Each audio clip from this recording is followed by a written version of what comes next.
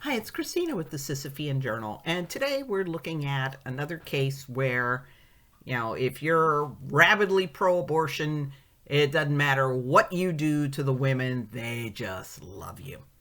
Nearly 2 decades before the Mother's Day massacre pulled off with Kermit House of Horrors Gosnell in Philly, 30-year-old Harvey Karman was working at the University of California at Los Angeles seeking a doctorate in psychology.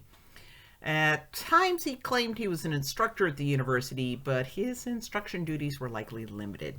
He definitely was not licensed to practice medicine, even though he was a self-styled Dr. Karman. Now, around early February of 1955, 26-year-old Joyce Johnson told her husband, Ben, that she was pregnant.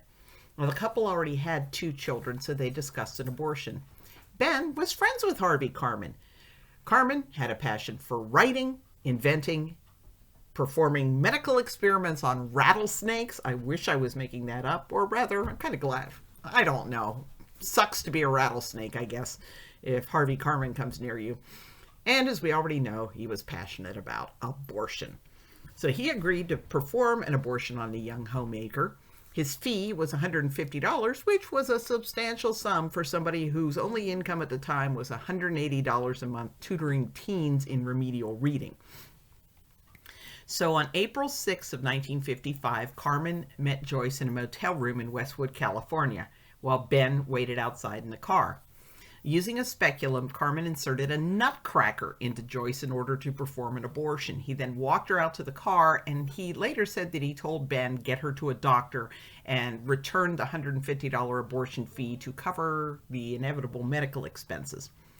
On April 8th, Joyce's husband took her to St. Joseph's Hospital. She was examined there by a Dr. Moss, who diagnosed her as suffering from an infected criminal abortion.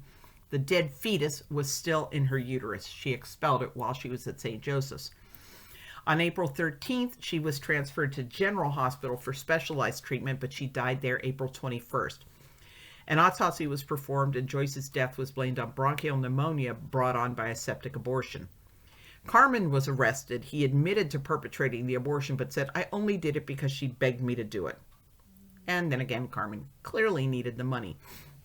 And you have to remember, Los Angeles was an urban area, and there are plenty of doctors doing abortions in urban areas, even before legalization.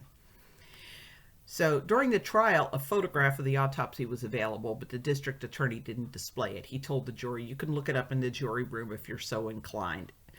It's an autopsy picture. I'm not going to show it to you because some people don't like seeing things like that." She was 26 years old on April 6th. She was a girl in good health. She was pregnant. She wanted to do something about having an abortion for this pregnancy. The district attorney also told the jury, "Frankly, I don't know how you feel about this matter of abortion. It is a matter of difference of opinion. Some people say, well, people can't afford it. It's all right to have an abortion. Some people say if it's the woman's health, it's all right." So he said, "Some people are absolutely against all of them. If you want to know the truth, I'm pretty much against all abortions myself. I think it's a terrible thing for a girl to be talked into this." So Harvey was convicted on the illegal abortion charge, but acquitted on the accompanying murder charge for, I guess, a reason that would only make sense to a jury. And he was given a 1 to 10-year prison sentence. Now, on the appeal, the appeals court found that it was improper for the district attorney to express his personal beliefs as to all abortion, but noticed that since the jury was admonished to ignore the comment, Karman had no grounds for the appeal. Karman's defense called a Dr. Gilbert as an expert. He reviewed the autopsy report and medical records and opined that Joyce had not died from a septic abortion, and he was paid $150 for his testimony, quite ironically the same amount Joyce paid for the abortion. The defense also appealed on the grounds that the DA had unduly prejudiced the jury by bringing out and cross-examining Karman that he'd been convicted previously of a felony. The appeals court ruled that this was proper impeachment of a witness, and this is one of the reasons that defense lawyers will tell you not to get on the stand in your own defense, because once you get up there, they're allowed to ask you questions you don't want to answer. Karman's defense further argued that Joyce's husband and her friend Patricia were improperly granted immunity after they had originally refused to testify. Karman's defense also claimed that the prosecution failed to prove that the abortion wasn't necessary to save Joyce's life, but the appeal court found that the testimony of Ben and Patricia that Joyce had been in good health settled that matter. And of course, pure logic would prove that matter, since Joyce was seeking an illegal abortion from an amateur in a motel room.